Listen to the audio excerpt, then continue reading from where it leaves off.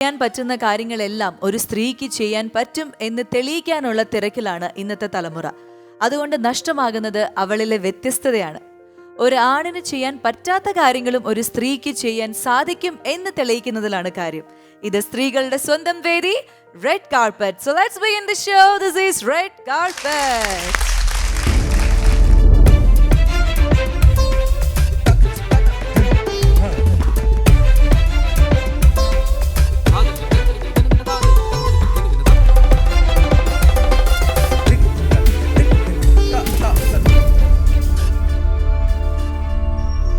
നമ്മുടെ റെഡ് കാർപ്പറ്റിൽ ഇന്നത്തെ നമ്മുടെ കൂടെ അതിഥിയായിട്ട് ജോയിൻ ചെയ്യാൻ പോകുന്നത് നിത്യ ദാസ്. കുടമുല്ല കമ്മലണിഞ്ഞാൽ കുറുകൂന്തൽ ചുരുളുമെടഞ്ഞാൽ കൈതപ്പൂവിതളെ നിന്നെ കണി കാണാൻ. നമസ്കാരം, റെഡ് കാർപ്പറ്റിലേക്ക് സ്വാഗതം. എന്തുണ്ട് വിശേഷം? സുഖമായിട്ടിരിക്കുന്നു. അപ്പൊ നമുക്ക് ഇരുന്ന് സംസാരിക്കാം. ഓക്കെ, നമ്മൾ എപ്പോഴും കേട്ട കാര്യമാണെങ്കിൽ പോലും ചില കാര്യങ്ങൾ സെലിബ്രിറ്റീസിന്റെ കേൾക്കാൻ എപ്പോഴും ആളുകൾക്ക് ഇഷ്ടമായിരിക്കും. അതിൽ മെയിൻ കാരണം എന്ന് പറഞ്ഞു കഴിഞ്ഞാൽ ഈ പ്രണയം, കല്യാണം, അതൊക്കെ ഏത് കാലത്തും നമ്മൾ പറക്കുന്നളിക സിനിമ പറഞ്ഞു ആൾക്കാർക്ക് അത് കേൾക്കാൻ ഇഷ്ടമായിരിക്കും, പക്ഷെ നമുക്കത് ഓർമ്മിക്കാൻ ഇഷ്ടമുണ്ടാവില്ല. സോ എങ്ങനെയായിരുന്നു ഈ ഫ്ലൈറ്റിൽ എപ്പോൾ പോയി ഇപ്പൊ ആര് ക്രോസ് ചെയ്തു? കാരണം ഞങ്ങളൊക്കെ ഫ്ലൈറ്റിൽ പോകുമ്പോൾ ഇതുവരെ പൈലറ്റിനെ അങ്ങനെ ഫ്ലൈറ്റിന്റെ ഉള്ളിൽ വെച്ച് അവരെ കാണാൻ പറ്റില്ല. നമ്മൾ പറയില്ല, ഒരു യോഗാണ് അതൊക്കെ. യോഗം. നമ്മളുടെ അതാ എന്റെ യോഗ ആയിരുന്നു. അപ്പം അങ്ങനെ സംഭവിച്ചു. അത് അതായത് കുട്ടി എവിടുന്ന് എവിടേക്ക് പോവായിരുന്നു? ചെന്നൈന്ന് കോഴിക്കോടേക്ക് വരായിരുന്നു. ചെന്നൈക്ക് കോഴിക്കോട്. ആ വളരെ നിസ്സാരമായ എനിക്ക് തോന്നുന്നു ഒരു മാസത്തില് ഞാനൊരു 10 പ്രാവശ്യം അങ്ങോട്ടും ഇങ്ങോട്ടും പോയിട്ടുണ്ടാവും. അതെ. അപ്പൊ ഈ 10 പ്രാവശ്യം അവിടെ ഒരു 300 ക്രൂ ഉണ്ടാവും. ആ 10 പ്രാവശ്യം ആള് തന്നെയായിരുന്നു ഉണ്ടായിരുന്നത്. ഒരിക്കലും അങ്ങനെ ഉണ്ടാവില്ല, അതിങ്ങനെ മാറിക്കൊണ്ടിരിക്കും. പക്ഷെ ഞാൻ പോയ സമയത്ത് ഫ്ലൈറ്റ്, ഈ പൈലറ്റ് തന്നെ ഫ്ലൈറ്റ് ഓടിക്കുന്ന ആളല്ലേ? അല്ലല്ല, ആള് പൈലറ്റ് അല്ല, ആള് ഫ്ലൈറ്റ് സ്റ്റുവാർഡ് ആണ്. ഓ, അത് ശരി. അതാണ് ഞാൻ പറഞ്ഞത്, നമ്മൾ പൈലറ്റ് അങ്ങനെ കാണില്ലല്ലോ എന്ന് ഞാൻ ചോദിച്ചത്. ഓക്കെ. അപ്പൊ ഈ 10 പ്രാവശ്യം അങ്ങനെ ഒരാളെ തന്നെ കണ്ടു. അപ്പൊ ഇങ്ങനെ കണ്ണും തമ്മിൽ കണ്ടുമുട്ടി, കോർത്തിണക്കി, അങ്ങനെയൊക്കെയാണ്. ഇപ്പൊ നിത്യക്ക് അത് ആലോചിക്കുന്നത് ഇഷ്ടമല്ലാത്ത അങ്ങനെയൊന്നല്ല. ഇപ്പൊ നമ്മളിപ്പോ ഇതൊക്കെ നമ്മുടെ കുട്ടികളൊക്കെ കേൾക്കില്ലേ, അന്നൊക്കെ രസമായിരുന്നു. ഇന്ന് പറയുമ്പോ ഒരു മാതിരി രസമില്ല. ആരാണ് ആദ്യം പ്രപ്പോസ് ചെയ്തത്? ആള് തന്നെയാണ്. ആൾക്ക് മലയാളം അറിയില്ലല്ലോ? ഇല്ല. ഇപ്പോഴും പഠിച്ചിട്ടില്ല? കുറച്ച് പഠിപ്പിച്ച് കൊടുത്തിട്ടില്ല? കുറച്ച് ഇത് പഠിപ്പിച്ച് എനിക്ക് തോന്നുന്നത് വേണ്ടായിരുന്നു, പഠിപ്പിക്കണ്ടായിരുന്നു. അതെ, അതാണ് മനഃപൂർവ്വം ഇനി ബാക്കിയുള്ളത് പഠിപ്പിക്കാതിരിക്കുന്ന. ഇപ്പൊ പഠിപ്പിക്കാറില്ല. കാരണം പഠിച്ചു കഴിഞ്ഞാൽ പിന്നെ ഇപ്പൊ ഉള്ള സമാധാനം കൂടി നമ്മൾ പറയുന്നൊക്കെ മനസ്സിലാവല്ലോ ആൾക്ക്. ഇപ്പൊ നിങ്ങളുടെ തമ്മിലുള്ള ഒരു കമ്മ്യൂണിക്കേഷൻ മെയിൻലി ഏത് ഭാഷയിലാണ്? Hindi and English. Hindi and English. അതിൽ തന്നെയാണ് മലയാളം അങ്ങനെ വീട്ടിലെ കുട്ടികളും അങ്ങനെ അവരുമായിട്ടൊക്കെ അങ്ങനെയാണ്. പക്ഷെ ഞാൻ മക്കളോട് മലയാളമാണ് പറയാ, മക്കൾ എന്നോട് മലയാളമാണ് പറയാ. അത് മാത്രം നിർബന്ധമുണ്ട്. ബാക്കി ഞങ്ങൾ തമ്മിലുള്ള ഇതൊക്കെ ഹിന്ദി ആൻഡ് ഇംഗ്ലീഷ്. ഓ, അങ്ങനെ.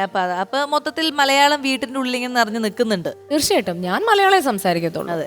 ഈ ഞാനിങ്ങനെ എപ്പോഴും ആലോചിക്കുന്ന അല്ലെങ്കിൽ കേട്ട കാര്യം എന്നൊക്കെ പറഞ്ഞാൽ, നമ്മളിങ്ങനെ പഞ്ചാബി ഒരാളെ കല്യാണം കഴിച്ചു, അപ്പൊ നമ്മൾ നേരെ പഞ്ചാബിലേക്ക് പോയി താമസം മാറുന്നു, അങ്ങനെയൊക്കെയാണല്ലോ. പക്ഷെ നിങ്ങള് ജമ്മുവിലാണ് ഷിഫ്റ്റ് ചെയ്തത്. അദ്ദേഹം പഞ്ചാബിൽ ജനിച്ചു വളർന്ന ആളാണോ? ഷിഫ്റ്റ് അല്ല, ആള് ബേസിക്കലി ഫ്രം ജമ്മു ആണ്, പക്ഷെ പഞ്ചാബിയാണ്. ബോൺ ആൻഡ് ബോട്ടപ്പ് ജമ്മു ആണ്. പക്ഷെ ജമ്മു എന്ന് പറഞ്ഞാൽ ജമ്മു കൾച്ചർ എന്ന് പറഞ്ഞാൽ പഞ്ചാബി കൾച്ചറാണ്. അങ്ങനെ അവര് ശരിക്കും ദോഗ്രാസ് ആണ്. ദോഗ്ര എന്ന് പറഞ്ഞാൽ ഇപ്പൊ പഞ്ചാബിയും ദോഗ്രയും തമ്മിലുള്ള വ്യത്യാസം എന്താന്ന് വെച്ചാൽ, തിരുവനന്തപുരം മലയാളം, കോഴിക്കോട് മലയാളം തമ്മിലുള്ള വ്യത്യാസമുള്ള ആ ഒരു സ്ലാങ്ങും കുറച്ച് വാക്കുകളും ബേസിക്കലി ദേ ആർ പഞ്ചാബി. അതെ, അത്രേ ഉള്ളൂ.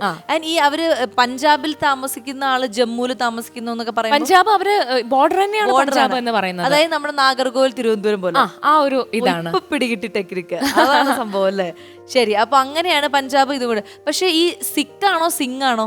സിഖ് എന്ന് പറയുന്നത് ടർബൻ വെച്ച ആൾക്കാരെ നമ്മൾ സിഖ് എന്ന് പറയാ. സിംഗ് എന്ന് പറയുന്നത് സാധാ. അപ്പൊ ഹർഭജൻ സിംഗ് എന്ന് നമ്മൾ പറയണതോ? ഹർഭജൻ സിംഗ് ആക്ച്വലി സിഖ് ആണ്. From Sikh family. ആ ടർബൻ വെക്കുമല്ലോ, അവരൊക്കെ സിഖ് ആണ്. അവര് ഗുരുദ്വാരയാണ്. യുവരാജ് സിംഗും ഹർഭജൻ സിംഗുമാണ്. യുവരാജ് സിംഗ് എനിക്ക് തോന്നുന്നത് സിഖ് തന്നെയാണെന്ന് തോന്നുന്നു. ടർബൻ വെച്ചിട്ടില്ല, എടുത്തതായിരിക്കും. അങ്ങനെ എനിക്ക് തോന്നണത്, എനിക്കറിയില്ല. Bhagat Singh Sikh of course turban വെച്ചില്ലേ. ഈ സിഖും സിംഗും തമ്മിലുള്ള വ്യത്യാസം എനിക്ക് തോന്നുന്നു പല മലയാളികൾക്കും ഒരു കൺഫ്യൂഷൻ ഉണ്ടായിരിക്കാം. സിംഗ് എല്ലാം സിഖ് ആയിക്കൊള്ളണമെന്നില്ല. അതാണ് നോട്ട് ദ പോയിന്റ്. സിഖ് എല്ലാം സിംഗ് ആയിക്കൊള്ളുന്നില്ല, പക്ഷെ സിംഗ് എല്ലാം സിഖ് ആവാം അല്ലേ? സിംഗ് ആയിക്കൊള്ളണമെന്നില്ല. ഈ സിംഗ് വരുന്ന പേരൊന്നും സിഖ് ആൾക്കാരാവണമെന്നില്ല. ഇല്ല. പക്ഷെ ഈ സിഖില് എല്ലാവർക്കും ഒരു സിംഗ് ഉണ്ടാവും പേര്. എല്ലാത്തിനും സിംഗ് വെക്കും. പക്ഷെ ഇവരുടെ ശരിക്കുള്ള പേര് അരവിന്ദ് സിംഗ് ജംവാൽ ആണ്. ജംവാൽ എന്ന് പറയുന്നത് അവരുടെ കാസ്റ്റ് ആണ്. ഓക്കെ, ഇത് ഭയങ്കര ഒരു നമ്മൾ മൂലങ്കർഷമായി പഠിക്കേണ്ട ഒരു കാര്യമാണ്. ഇത് ഒറ്റ എപ്പിസോഡിൽ പഠിച്ചു തീർക്കാൻ പറ്റുമെന്ന് എനിക്ക് തോന്നുന്നില്ല. കാരണം എന്റെ സംശയങ്ങൾ കൂടുന്തോറും കൺഫ്യൂഷൻസ് കൂടും. അവിടുത്തെ എല്ലാം കുറെ കൾച്ചേഴ്സ് ഒക്കെ ഭയങ്കര വ്യത്യാസമുള്ള കൾച്ചറാണ്. അതൊക്കെ അഡ്ജസ്റ്റ് ചെയ്യാൻ എത്ര സമയം എടുത്തു? അത് വലിയ ബുദ്ധിമുട്ടൊന്നും ഉണ്ടായിട്ടില്ല. എനിക്ക് തോന്നുന്നു ആളുടെ ബ്രദറിന്റെ കല്യാണം ഉണ്ടായിരുന്നു. അപ്പൊ നമുക്കൊക്കെ ഇങ്ങനെ വെള്ളം തരുമല്ലോ. എന്തോ നമ്മളൊരിക്കലും നമുക്ക് ഇവിടെ അമ്പലത്തിൽ നിന്നല്ലേ വെള്ളം തരുന്നത്. നമ്മളത് കുടിച്ചു തലയിലൊക്കെ ആക്കി മോൾ എന്നോട് പറഞ്ഞു, അമ്മ ഇതിനൊരു ഉപ്പുചവയുണ്ട്. ഞാൻ ഇല്ല, തോന്നിയതാണെന്ന്. പിന്നെ എന്തോ ഒരു പച്ച സ്ഥാനം തന്നു, അതെല്ലാവരും തേക്കുന്നു, ഞങ്ങളും തേച്ചു. പിന്നെയാണ് അറിഞ്ഞത് തന്നത് ഗോമൂത്രമായിരുന്നു, ചാണകമായിരുന്നു. മോള് പറഞ്ഞു ഇവിടുന്നുള്ള കല്യാണം എനിക്ക് വേണ്ട. അപ്പൊ അവര് ഈ ഗോമൂത്രം കിട്ടുമ്പോ അവരെന്ത് ചെയ്യും? അവര് കുടിക്കും. കുടിക്കും. നമ്മള് അറിഞ്ഞോണ്ട് കുടിച്ചതല്ല. ഈ പച്ചസാനം ചാണകം മുഖത്ത് എന്താന്ന് എനിക്കും അറിയില്ല. അവര് തേച്ചു, അവര് തേക്കുന്നുണ്ട്, ഞാനും.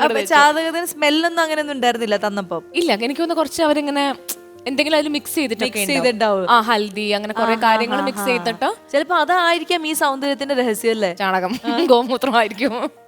ഇടയ്ക്കെങ്കിലും വല്ലപ്പോഴും ആണെങ്കിൽ അത് ഉള്ളിൽ ചെല്ലുമ്പോ ഒരു ഇത് കിട്ടും. അയ്യോ, അതിനുശേഷം ഞാൻ പിന്നെ സാധനം തന്ന ഞാൻ കുടിക്കലില്ല. ഈ മൊത്തത്തിൽ കല്യാണം കഴിഞ്ഞ് അവിടെ ചെന്ന് നമ്മൾ കുറച്ചൊരു സമയത്തൊക്കെ എല്ലാം പഠിച്ചും മനസ്സിലാക്കി വരാനുള്ള ഒരു ടൈം എടുക്കുമല്ലോ.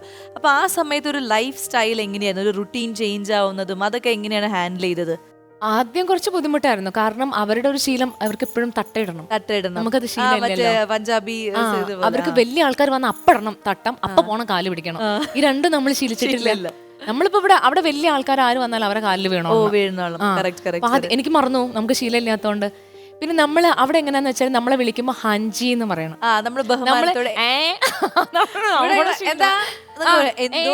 അല്ലെങ്കിൽ ഞങ്ങളുടെ കോഴിക്കോട് അതാണ് പറയാ. അവിടെ അത് ഭയങ്കര ദേഷ്യ. അവിടെ ഹഞ്ചി അങ്ങനെ പറയണം. റെസ്പെക്ട് ഇല്ലാണ്ട് അവിടെ വിളി കേൾക്കുന്ന ഇതാണ് ഇപ്പൊ ഞാൻ വിളിച്ച് കേൾക്കുന്ന വിളിയാണത്.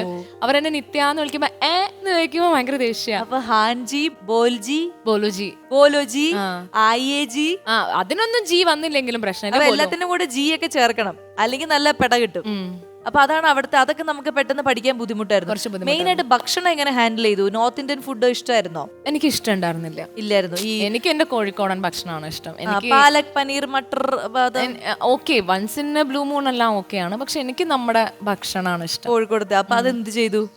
അതിങ്ങനെ ഡെയിലി അമ്മേനെ വിളിച്ച് കറിയും. അമ്മേ, അപ്പൊ അമ്മ ചോദിക്കും പ്രേമിക്കുമ്പോ ആലോചിക്കാതെ. എന്നോട് ചോദിച്ചിട്ടല്ലല്ലോ നീ പ്രേമിച്ചത്. ഞാൻ അവരെ നമ്മളെ ഭക്ഷണം കഴിപ്പിച്ച് ശീലിപ്പിച്ചു. അപ്പൊ ഏതെങ്കിലും മലയാളി പെൺകുട്ടികളെ കല്യാണം കഴിക്കാൻ താല്പര്യമുള്ള നോർത്ത് ഇന്ത്യൻസ് ഉണ്ടെങ്കിൽ സൂക്ഷിക്കുക. ഞങ്ങൾ ആ ഭക്ഷണം കഴിക്കുന്നത് നിങ്ങൾ വിചാരിക്കണ്ട.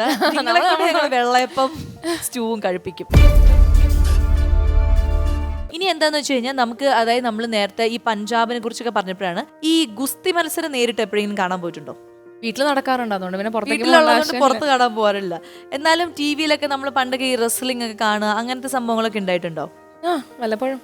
പിന്നെ ഈ ജിമ്മ് വർക്ക്ഔട്ട് ചെയ്യുക, അതിനെ കുറിച്ചൊക്കെ എന്താണ് അഭിപ്രായം? ഞാൻ വർക്ക്ഔട്ട് ചെയ്യുന്നുണ്ട് ജിമ്മില്.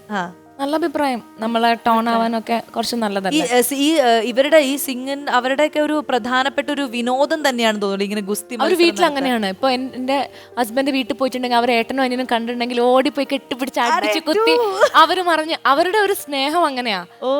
എന്റെ മോനാണെങ്കിലും ഹസ്ബൻഡ് മോനും കൂടെ അവർ ഗുസ്തിയാക്കും കൂടെ. അതാണ് അവരുടെ സ്നേഹം. അത് അവരുടെ, എനിക്ക് തോന്നുന്നു അവർക്ക് ജീവിതത്തിലെ ഏറ്റവും വലിയൊരു ആവേശം തരുന്ന ഒരു ഭാഗമാണ് ഈ ഗുസ്തി എന്ന് പറയുന്നത്. അപ്പൊ എനിക്ക് അതുകൊണ്ട് തന്നെ അങ്ങനെ ഒരാൾ നിത്യയുടെ മുന്നിൽ വരുമ്പോൾ ചിലപ്പോൾ നിത്യയ്ക്ക് ഒരുപാട് കാര്യങ്ങൾ അവരോട് പറയാൻ പറ്റും, അല്ലെങ്കിൽ അവർ ചില കാര്യങ്ങൾ ചോദിക്കും. പക്ഷെ ഗുസ്തിയല്ല, നമ്മൾ മെയിൻലി ഇവിടെ നമ്മളൊരു ജിമ്മ്, അതായത് ദേശീയ തലങ്ങളിൽ വരെ അംഗീകാരങ്ങൾ നേടിയ ജിംനാസ്റ്റിക്സിൽ ഒരു ചരിത്രം സൃഷ്ടിച്ച ഒരു പെൺകുട്ടിയാണ് ഇന്ന് നമ്മൾ അതിഥിയായിട്ട് വിളിക്കാൻ പോകുന്നത്. അപ്പോൾ ആ കുട്ടി വരുമ്പോൾ നമുക്ക് ചോദിക്കാം എന്തൊക്കെയാണ് ഇതിൻ്റെ ഒരു രീതികൾ, പിന്നെ നമ്മൾ ജിമ്മ് ചെയ്യുന്ന പല കാര്യങ്ങളുണ്ടല്ലോ, അതിനെക്കുറിച്ച് സംശയം ഉണ്ടെങ്കിലൊക്കെ ചോദിച്ചോളൂ കേട്ടോ.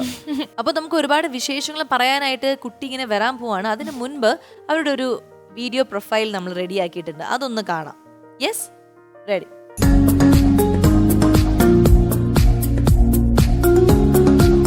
ഹായ്, ഞാൻ മെഹറിൻ നസാജ്. ഞാൻ ജിംനാസ്റ്റാണ്. ജിംനാസിസിലേക്ക് ആദ്യം എൻ്റെ പാരൻസ് എൻ്റെ അനിയനെയാണ് വിട്ടത്. അവൻ ചെയ്യുന്ന കണ്ട് ഇഷ്ടപ്പെട്ടാണ് ജിംനാസിലേക്ക് വന്നത്. ഒടുവിൽ ഞാനൊരു നാഷണൽ ചാമ്പ്യനായ. ട്രിവാൻഡ്രത്ത് വെച്ച് കിടന്ന DJ കപ്പ് ചാമ്പ്യൻഷിപ്പിലാണ് മെഹറിൻ ആദ്യമായിട്ട് തിളങ്ങുന്നത്. ഓൾറൗണ്ട് ചാമ്പ്യനാവുകയും ഫ്ലോറിൽ ഗോൾഡ് മെഡൽ നേടുകയും ചെയ്തു. അതിനുശേഷം ട്രിവാൻഡ്രം ഡിസ്ട്രിക്ട് ജിംനാസ്റ്റിക് ചാമ്പ്യൻഷിപ്പിൽ 4 സ്വർണവും മെഹറിൻ തന്നെ നേടുകയുണ്ടായി. നമുക്കൊന്നും അത്ര താല്പര്യമില്ലായിരുന്നു അങ്ങനെ വിടാനായിട്ട്. പെൺകുട്ടിയാണ്, കാരണം ജിംനാസ്റ്റിക്സിൻ്റെ അവിടെ പഠിക്കാൻ ഡ്രസ്സിങ് ഒക്കെ വളരെ ഇതാണ്. അപ്പോൾ പിന്നെ വീണ്ടും ഇവിടെ നിന്ന് പോകുമ്പോഴത്തേക്കും മോളൊന്ന് പറയും എനിക്ക് പഠിച്ചേ പറ്റൂ. അങ്ങനെയാണ് പിന്നെ ഹസ്ബൻഡാണ് ആദ്യം സപ്പോർട്ട് ചെയ്തത്. ഹസ്ബൻഡ് പറഞ്ഞു എന്താ നമുക്ക് മോളെയും കൂടെ ആക്കി നോക്കാം.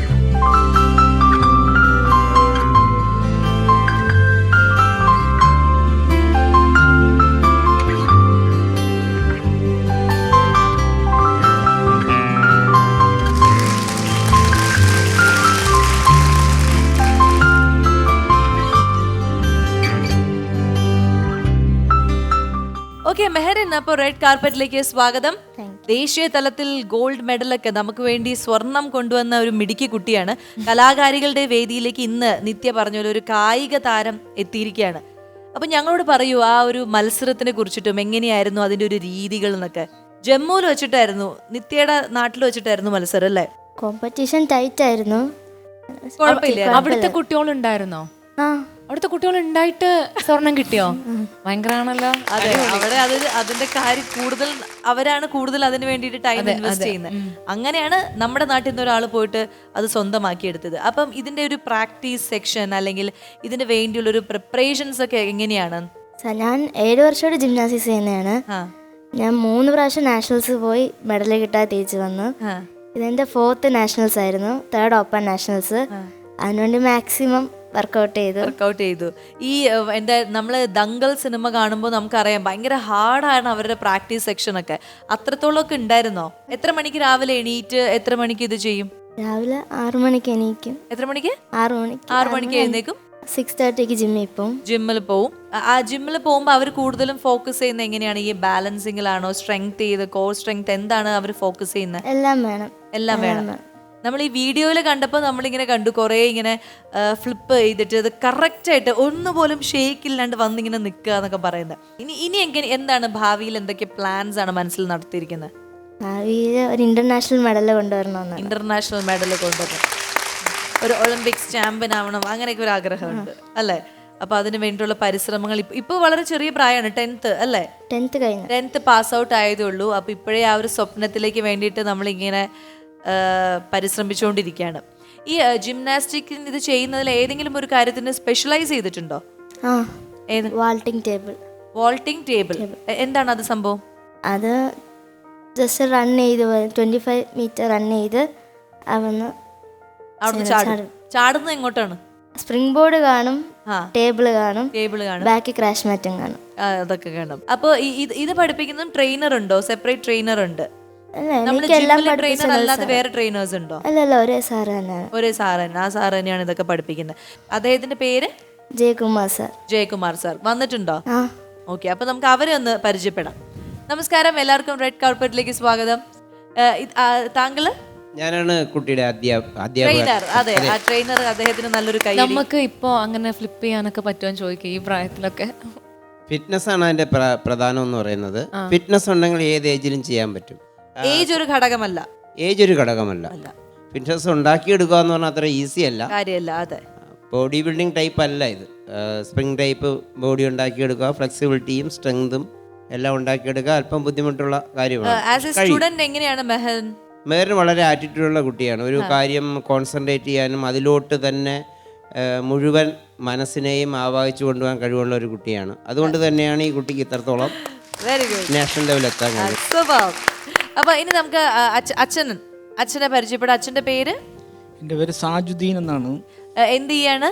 ഞാനൊരു ഗവൺമെന്റ് എംപ്ലോയി ആണ്. തിരുവനന്തപുരം കളക്ടറേറ്റിൽ വർക്ക് ചെയ്യുന്നു. ഓ, അത് ശരി. ഇനി തീർച്ചയായിട്ടും ലൈഫിൽ മുന്നോട്ട് ഇതൊരു ജീവിതത്തിന്റെ ഭാഗമായി കൊണ്ടുപോകാൻ അച്ഛന്റെ ഒരു സപ്പോർട്ട് തീർച്ചയായിട്ടും ഉണ്ടാവും. ഇനി നമുക്ക് അമ്മയെ പരിചയപ്പെടാം. അമ്മ ഒരു പാവം അമ്മയായിട്ടാണ് നമുക്ക് മുഖം കാണുമ്പോൾ ഭയങ്കര അമ്മ പാവമാണോ ശരിക്കും വീട്ടില്? ഇപ്പൊ ഇത് ഫസ്റ്റ് ഒരു സ്റ്റേജ് ആണല്ലോ, ഇങ്ങനത്തെ ഒരു ടെലിവിഷൻ സ്റ്റേജിൽ ആദ്യമായിട്ടാണ് മെഹറിൻ വരുന്നത് അല്ലേ? ആദ്യമായിട്ടാണ്. അപ്പൊ അമ്മയ്ക്ക് എന്താണ് ഒരു പറയാനുള്ളത്? വലിയ സന്തോഷം. സന്തോഷം. അമ്മ അങ്ങനെ എന്തെങ്കിലും പണ്ട് കുഞ്ഞിലെ ഡാൻസ് പഠിക്കുക, പാട്ട് പഠിക്കുക, അങ്ങനെ എന്തെങ്കിലുമൊക്കെ ഉണ്ടായിരുന്നോ? ഇല്ല, അങ്ങനെയൊന്നും ഒന്നുമില്ല, സ്കൂളിലെ പഠിത്തം മാത്രമേ ഉണ്ടായിരുന്നുള്ളൂ. ശരി, അപ്പൊ ഇന്നിപ്പോ മെഹറിനിലൂടെ നിങ്ങളും ഞങ്ങളുടെ ഈ വേദിയിലേക്ക് എത്തിയിരിക്കുകയാണ്. കാണാൻ സാധിച്ചതിൽ സന്തോഷം. യെസ്, ഇനി ഈ ബ്രദർ ആണ് ഇതിനെല്ലാം ഉത്തരവാദി അല്ലേ? എന്താണ് ഇനി മോന്റെ ആഗ്രഹം? എന്താണ്, ഇങ്ങനെ എന്തെങ്കിലും ആഗ്രഹങ്ങളുണ്ടോ? ഈ നാഷണൽ ഗോൾഡ് അടിക്കണമെന്നൊക്കെ ഉണ്ട്, ആഗ്രഹമുണ്ട്.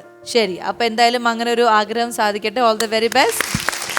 അപ്പോൾ ഈ നിത്യയുടെ കുറച്ച് വിശേഷങ്ങളൊക്കെ പറഞ്ഞപ്പോൾ അവരുടെ ഫാമിലിയിൽ എല്ലാവരും ഈ ഭയങ്കര ഗുസ്തിയും അതും ഇതൊക്കെ ഇഷ്ടമുള്ള ആൾക്കാരാണ്. നിത്യയും അത് കണ്ടിട്ടുണ്ടാവും, പക്ഷെ നിത്യ ഇതുവരെ ചെയ്തിട്ടില്ല. പാവം, കുട്ടിക്ക് അത് ചെയ്യാനുള്ളൊരു അവസരം കിട്ടിയിട്ടില്ല.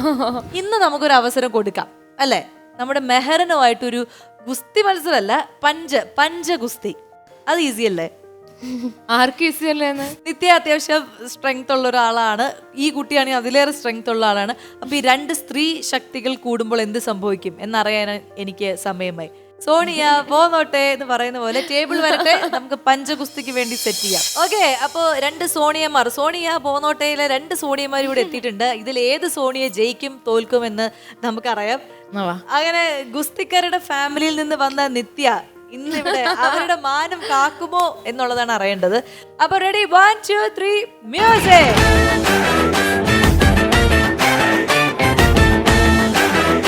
വാശിയേറിയ മത്സരം നടന്നുകൊണ്ടിരിക്കുകയാണ്.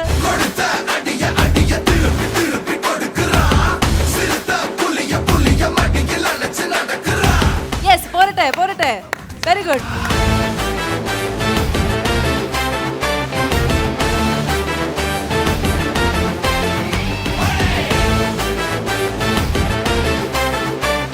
ശക്തി ഉണ്ടോ?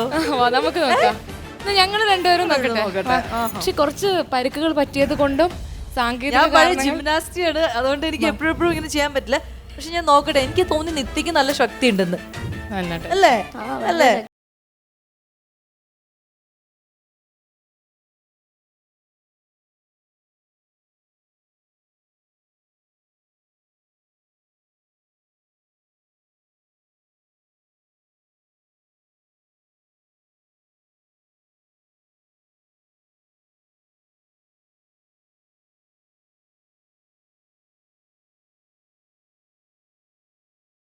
കൊണ്ടുപോണ്ടത്. അതെ, അപ്പൊ ഞാൻ തോക്കാൻ പോവായിരുന്നു, അതുകൊണ്ട് ഞാൻ വേഗം കൈ വിട്ടത്.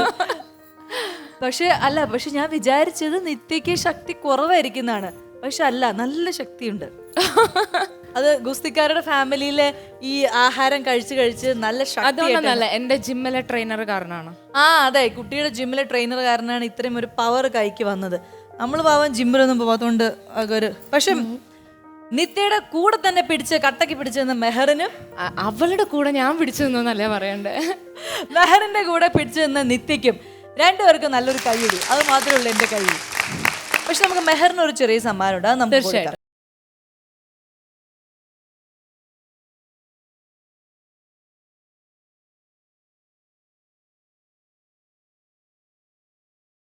കാണാൻ പോകുന്നത്, അതായത് പാട്ടും ഡാൻസും കണ്ടിരുന്ന ആൾക്കാരാണ് നമ്മൾ. പക്ഷെ ഇന്ന് നമ്മൾ ഈ ജിംനാസ്റ്റിക്, അത്ലറ്റിക് എന്നൊക്കെ പറയുന്ന കാര്യങ്ങളിൽ എന്താണ് കാണാൻ പോകണമെന്ന് ശരിക്കും ഞാൻ സർപ്രൈസ്ഡ് ആണ്. അതുകൊണ്ട് നമുക്ക് കാത്തിരുന്ന് കാണാം. All the best. റെഡി?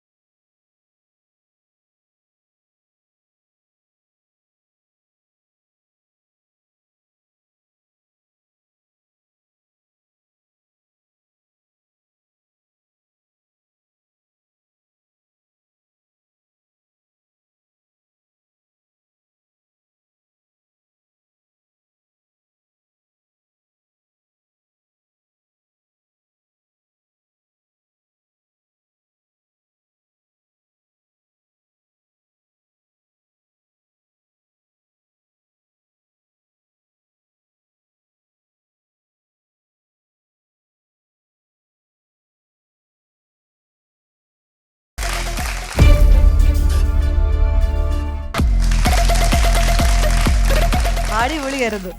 അതായത് ഈ പറഞ്ഞ പോലെ നമ്മൾ വീഡിയോ കോളിൽ കണ്ടു കുറേ ഫ്ലിപ്പ് ചെയ്യുന്നു, ബാക്ക് ഫ്ലിപ്പ്, ഫ്രണ്ട് ഫ്ലിപ്പ്. പക്ഷെ ഇങ്ങനെ അടുത്തുനിന്ന് കാണുമ്പോൾ കുറച്ചും കൂടി അതിനൊരു ഹരം. പക്ഷെ നേരത്തെ മാസ്റ്റർ പറഞ്ഞ പോലെ ആ ഒരു ആറ്റിറ്റ്യൂഡ് തന്നെയാണ് നമ്മളിവിടെ കണ്ടത്. ഗംഭീരമായിരുന്നു. ആൻഡ് ഈ ഒരു ഫ്ലെക്സിബിലിറ്റി എല്ലാം അടിപൊളിയായിരുന്നു. അപ്പോൾ ഇനി എൻ്റെ ഒരു ആഗ്രഹം എന്ന് പറഞ്ഞു കഴിഞ്ഞാൽ, മെഹറിന് അതിനു വേണ്ടി പരിശ്രമിക്കും എന്നറിയാം, എന്നാലും ഒളിമ്പിക്സിൽ പോയിട്ട് നമുക്ക് വേണ്ടി ഒരു മെഡൽ സ്വന്തമാക്കി ഇവിടെ കൊണ്ടുവരണം എന്നാണ് എൻ്റെ ആഗ്രഹം, അല്ലേ? അപ്പം അത് നമ്മുടെ ജനങ്ങൾക്കൊരു വാക്ക് കൊടുക്കണം, എന്നിട്ട് അതിനു വേണ്ടി പരിശ്രമിക്കണം. ഓക്കെ, അപ്പോൾ വാങ്ങിച്ചുകൊണ്ട് വരുമോ?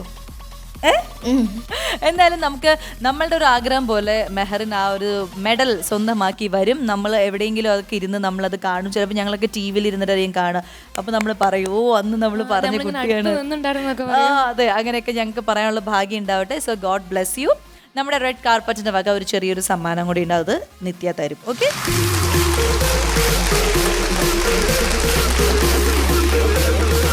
അപ്പോൾ താങ്ക് യു.